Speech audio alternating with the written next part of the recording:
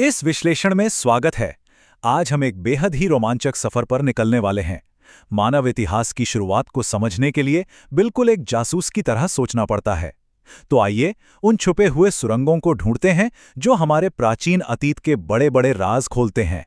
अखबार पढ़ते वक्त अक्सर ध्यान जाता है कि कल क्या हुआ, ये तो सबको पता है।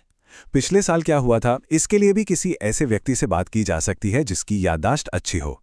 लेकिन सदियों पहले, हजारों साल पहले इस दुनिया में आखिर क्या हो रहा था, ये कैसे पता चलता है?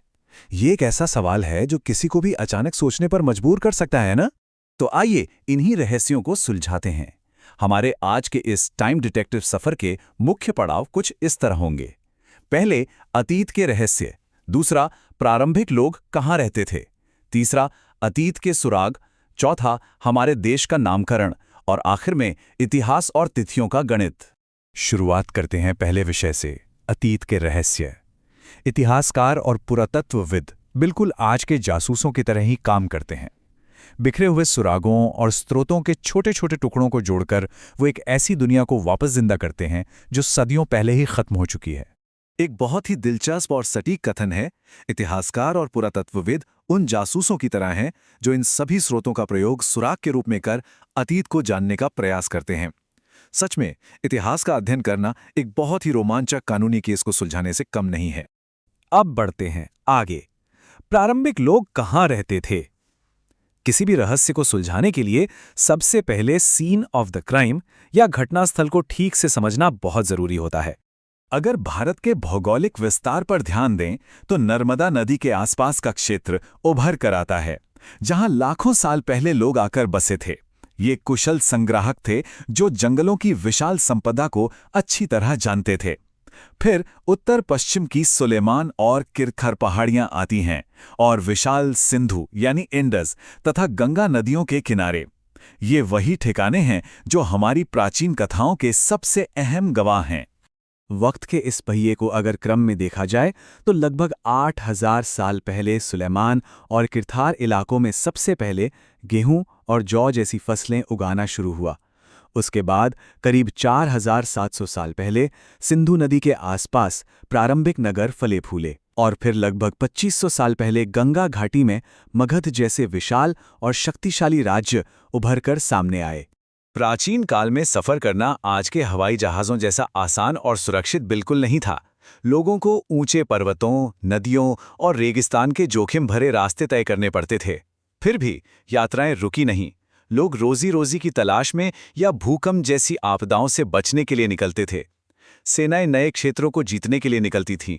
व्यापारी कीमती सामान लेकर घूमते थे और धार्मिक गुरु गांव-गांव जाकर शिक्षा देते थे। इन जोखिम भरे सफरों से सबसे बड़ा फायदा ये हुआ कि विचारों और संस्कृति का बेहद खूबसूरत आदान प्रदान हुआ।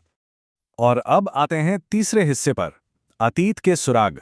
बारी है उन सबूतों को इकट्ठा करने की जो हमारे पूर्वज पीछे छोड़ गए हैं, जिससे उनकी रोजमर्रा की जिंदगी को समझा जा सके। इन पुरातात्विक सुरंगों में जमीन आसमान का फर्क होता है। एक तरफ होती है ताड़पत्र पर लिखी गई पांडुलिपि जो बेहद नाजुक होती थीं। इन्हें अक्सर कीड़े खा जाते थे या ये आसानी से नष्ट हो जाती थीं। दूसरी तरफ होते हैं पत्थर या धातु पर उकेरे गए कठोर अभिलेख, जिन्हें हमेशा हमेशा के लिए बनाए रखने के पक्के इरादे से तैयार किया जाता था। ये जानकर हैरानी होगी कि पांडुलिपि, जिसे अंग्रेजी में मैन्युस्क्रिप्ट कहते हैं, असल में लैटिन शब्द मानु से निकला है, जिसका मतलब ही होता है हाथ। ये प्राचीन किताबें हाथ से लिखी जाती थीं, खास तौर पर ताड़पत्र पर या हिमालय क्षेत्र में मिलने वाले भूर्ज पेड़ की छाल पर। और इन्हीं नाजुक पत्तों में धर्म, विज्ञान और महाकाव्यों के सदियों पुराने रहस्य छिपे हुए हैं। पुरातात्विक वस्तुओं की अगर हम और बात करें तो जरा सोचिए कि एक तरफ लगभग 4700 साल पुराना रंगीन मिट्टी का बर्तन है जिसे बेहद खूबसूरती से रंगा गया था, और दूसरी तरफ लगभग 2500 साल पुराना एक चांदी का सिक्का। जरा कल्पना कीजिए कि प्राचीन काल का ये पैसा आज हमारी जेबों में खनकने वाले आम सिक्कों से कितना अलग लगता था। जमीन खोदकर निकाले जाने वाले इन खजानों में क्या क्या मिलता है? पत्थर और ईंट की बनी पुरानी इमारतों के अवशेष, औजार, हथियार और पक्की मिट्टी के बर्तन। यहाँ तक कि जानवरों, चिड़ियों और मछलियों की छोटी छोटी हड्डियां भी मिलती हैं। और हाँ, जले हुए अनाज के दाने भी मिलते हैं जो इस बात का पुख्ता सुराग देते हैं कि उस दौर के लोग आखिर क्या खाते थे। यहाँ एक बात बिल्कुल साफ है, इतिहास सिर्फ राजा रानियों की कहानी नहीं है। राजा और रानियां तो अपनी युद्धों, आदेशों और विजय का पूरा लिखित हिसाब किताब रखते थे, लेकिन किसान, मछुआरे, शिकारी या जानवर पालने वाले, ये आम लोग अपना कोई रिकॉर्ड नहीं रखते थे। इन आम लोगों की कहानियों और उनकी खामोशी को समझने के लिए पुरातत्व ही हमारा एकमात्र और सबसे बड़ा जरिया है। चलिए अब इस खोज को एक नया मोड़ देते हैं, देश का नामकरण।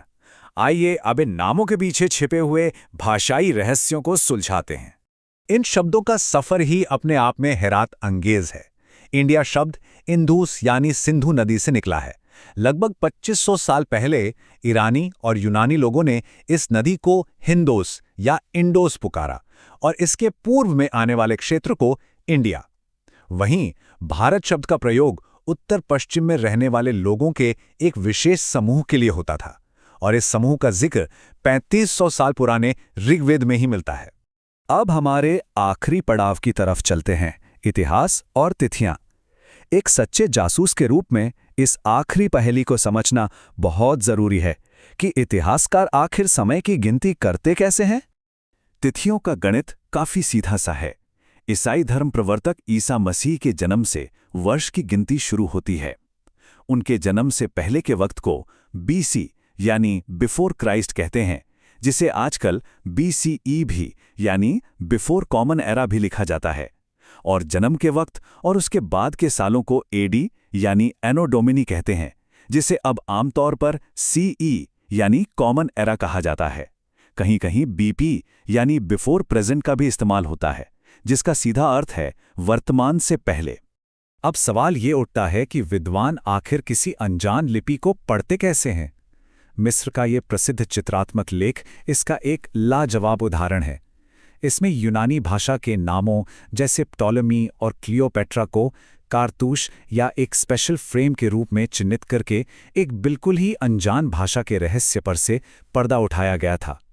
ये सदियों की सबसे शानदार जासूसी विजय थी। एक अनजान लिपि को सुलझाने के लिए मुख्य रूप से 4 कदम होते हैं। पहले एक ऐसा पत्थर ढूंढा जाता है जिस पर अलग अलग भाषाएं हों। फिर पहचाने हुए नामों को पकड़ा जाता है। उसके बाद उन नामों की ध्वनियों यानी उनके साउंड्स को नए चिन्हों के साथ मिलाया जाता है और बस देखते ही देखते एक खोई हुई भाषा और नया इतिहास पढ़ लिया जाता है। ये बिल्कुल एक जायंट पजल जैसा है जिसे आज भी एक्टिव तौर पर सुलझाया जा रहा है। इस प्योर विश्लेषण के अंत में बस एक छोटी सी बात पर गौर कीजिए। अगर उन आम लोगों ने जो अपना सारा वक्त खेतों या नदियों के घाट पर बिताते थे अपने पीछे कोई लिखित रिकॉर्ड नहीं छोड़ा, तो हो सकता है कि आज इसी वक्त हमारे और आपके आसपास के शहर की जमीन के ठीक नीचे अनगिनत अनकही कहानियां दबी हों, जो बस इस बात का इंतजार कर रही हैं कि कोई इतिहास का जासूस आकर उन्हें तराशेगा। इसलिए अगली बार रास्ते पर चलते हुए जमीन की तरफ देखते वक्त उस आने वाले पुरातत्वविद की तरह सोचना जरूर शुरू किया जा सकता है।